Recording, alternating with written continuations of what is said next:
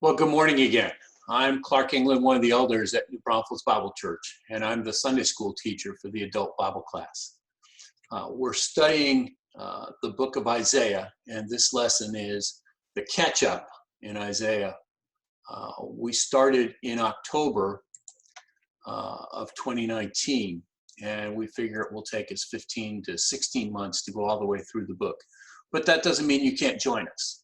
Each week is a new lesson and a new chapter or so that we'll discuss. And because we're going to this online presentation style until the pandemic abates, we're allowed to, and until we're allowed to meet in person, I developed a couple of catch-up lessons. I've already done the introduction lesson on Isaiah verse 1, actually, and this is dedicated to chapters 1 through 26. And these lessons are for anyone who wants to understand what we've already covered in our Sunday school class. And so I'm going to cut back and forth between you get to see me and the what my screen shows, which is some PowerPoint slides. And so here's a good outline for the book of Isaiah.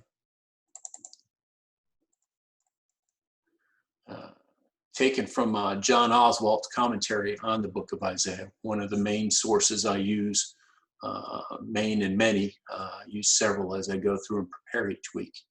So here you see his outline for the first 39 chapters of the book of Isaiah.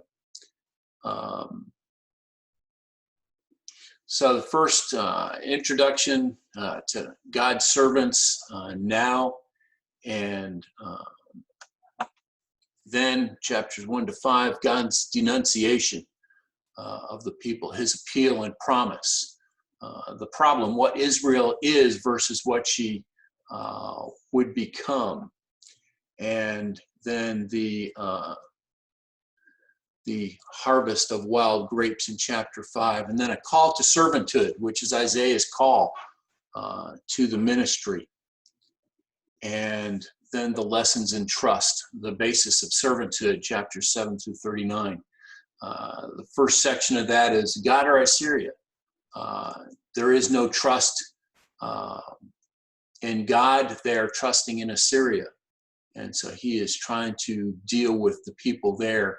And then the middle section, God is the master of nations. This is a section of triumph, and we'll talk about what that is in a second. And then the God or Assyria again, and this is where the nation turns back to God and they trust in God and they stop trusting in Assyria.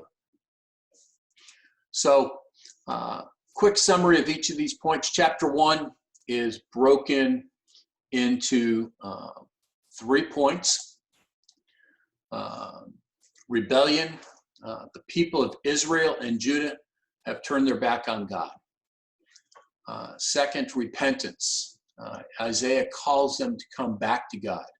And third, restoration. God tells them he will bring them back to glory. In chapters 2 to 4, he shows that God's not happy with the people. But after he deals with their sin, they will be restored. The primary sin he deals with is arrogance. And arrogance is man's way of telling God he isn't needed.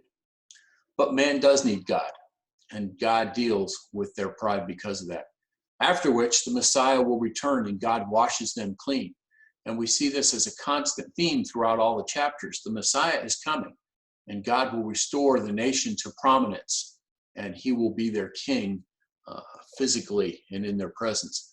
And chapter 5 is the vineyard. It's a symbolic of Israel and the 5 woes or the 5 sorrows that they must deal with. Those 5 sorrows are greed, self-indulgence, cynicism, moral perversion, and social injustice. And then chapter 6 is about Isaiah's call to ministry.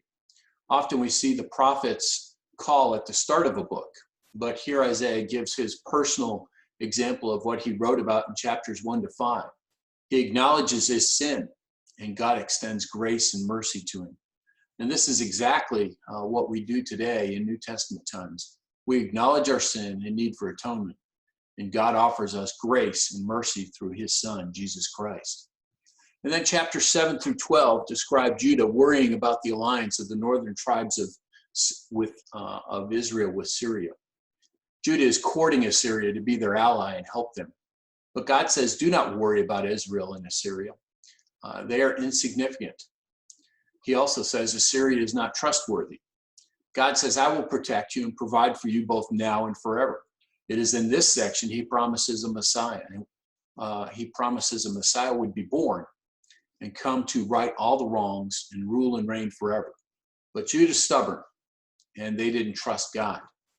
And because of that, God shows judgment in chapters 13 to 23 against all the nations surrounding Judah. All these people that Judah wants to turn to, God sends a message of judgment. God's message is, don't rely on these nations because they're not able to protect you. Only I can protect you, and I will punish them for their sin. In chapters 24 to 27, describe God's triumph over the nations. Chapter 24 describes the destruction God brings as punishment to the world. 25 is a song of praise as people from all nations who trust him sing praise. The chapter also shows God setting a feast before all those who trust him. And this is probably the marriage feast as described in the book of Revelation. In chapter 26 describes the peace of God afforded to all who trust him and keep their minds focused on him. Well, that catches you up in the last several months of Sunday school. I know it's a high-level journey, high-level background, but this should give you enough background so that you can join us and enjoy the time together as we move forward. Thank you so much.